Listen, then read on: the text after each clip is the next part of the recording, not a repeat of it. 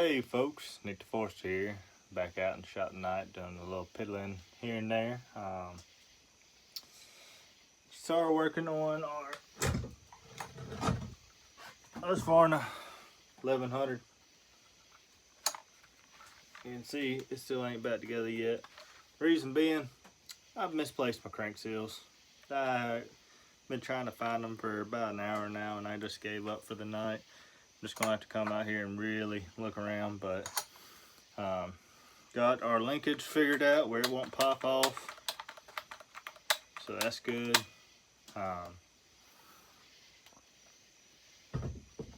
Put the 2100 top cover on it because that one's going to run a velocity stack with a I got a uni over there. I ain't ever put none on nothing, but yeah, I gotta find my crank seals. I want to give a huge shout out to Charles Briscoe.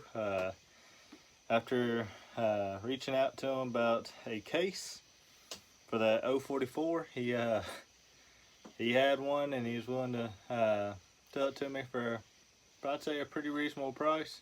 Hell, he actually sent me two. So I want to give a huge shout out to Charles Briscoe for helping me out with a case half. And heck, he gave me some other pieces, body parts too, for like a Husqvarna, the blue Husqvarna. So, hey man, I appreciate it. All I really needed was the crank half, but or the case half, but I appreciate it a whole lot. So got into that. Haven't started putting those together because I still got to clean the cases he gave me. The same flywheel side case, but also got to clean up our clutch side case, so might actually do that in a minute. I actually got sidetracked. I've had this cylinder for, or honestly this engine for a long time, and I've never done anything with it. So I can get this guy up and back out.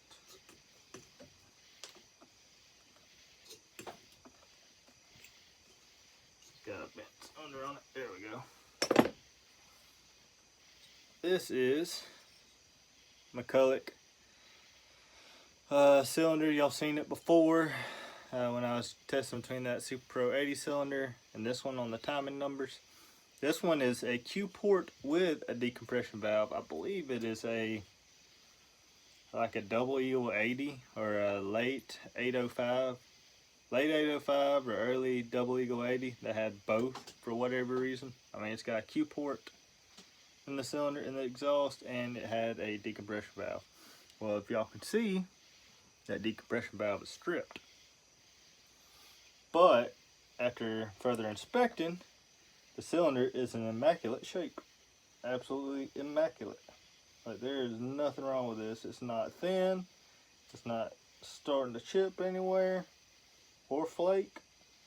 So my thoughts are, so I'm either going to drill it out and tap it and put a bolt in it, or I may just JB weld it, honestly, because the decompression hole has been plugged with carbon, it looks like, for quite some time, and I may just JB weld it up and it should be perfectly fine. It's got, like I said, it's got a Q port down here, so it ain't no issue. I'll show you. It's Q port cylinder, can you see it? And the piston looks perfectly fine, rings are free. I've already tested putting my finger over the decompression valve, and I put a spark plug in the cylinder. It's got great compression. So that's probably what we're going to do with it, is we're just going to probably either JB weld or tap that hole, put a bolt in it, one or the other, may do both. Clean it up, slap it together, and we're going to put it back in that 850 that lost compression.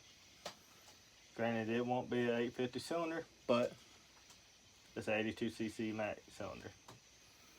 And then I'm going to take that cylinder. I've already talked to the guy. He gave me the new pricing on getting them sleeved for 82C. Still sleeved and fitting the piston to the sleeve. Talked to the guy. He said he's busy, but bring it on. I'm gonna send that cylinder that lost compression, and that other one we took apart from that saw. I got a new piston for it. Going to take it and let them sleeve that one as well. That way we'll have 2 spare sleeve cylinders. The 80cc or 80 Super 80 cylinder, which is in good shape. The piston was a little got a crack on. I may try to find another one. And then we'll have I got another one I ain't even shown y'all on the channel. I think I have maybe once. It's in real rough shape. It's got great compression, but super rough body wise. After kind of looking at it preliminarily the other day, looks like it probably was in a fire at one point, so we're gonna have to do a complete rebuild on that thing. But that's kind of what our game plan is for this cylinder. Sorry, I've got a bunch of stuff up here on the table, taking stuff apart. This cylinder is probably going to either tap that hole or just JB weld it. Where's it at? Right there. There we go, right there. Since it's stripped out, we'll clean the cylinder up. New seals, rings appear perfectly fine. New seals cleaned up, seal it up, and we're going to tear that 850 back down, put it off in it. It should be ready to go for it. Like I said, it's got good compression, and all the blocks are essentially the same, so that won't be no issue. It's even got a flywheel and a clutch, so it's ready to roll. And then, like I said, we're going to pull that cylinder down, send the piston and that block down. We'll take the piston off the rod and send the cylinder plus that other one up to that fella. What he ends up doing is boring the cylinder out just a little bit, just to fit the sleeve in it, press the sleeve in it, and he'll bore the sleeve to fit the piston. And I've seen it done. I've heard great reviews about this guy. He's kind of the one that does it. So that's what we'll end up doing. We'll have 2, and I may end up swapping those into that 850 and that other saw, the real rough saw, just that way save on these chrome cylinders. Granted, the only caveat I've heard with the steel line cylinders is you may not be able to run them as fast. They may not have the RPM, but we'll just have to see. I don't believe that's the case, but that's about all I've really gotten into tonight. Like I said, I'll probably start cleaning up this crankcase in a second, and that other one that Charles sent me, and get those ready for probably Wednesday is when I'll start on them. And yeah, so that's about it.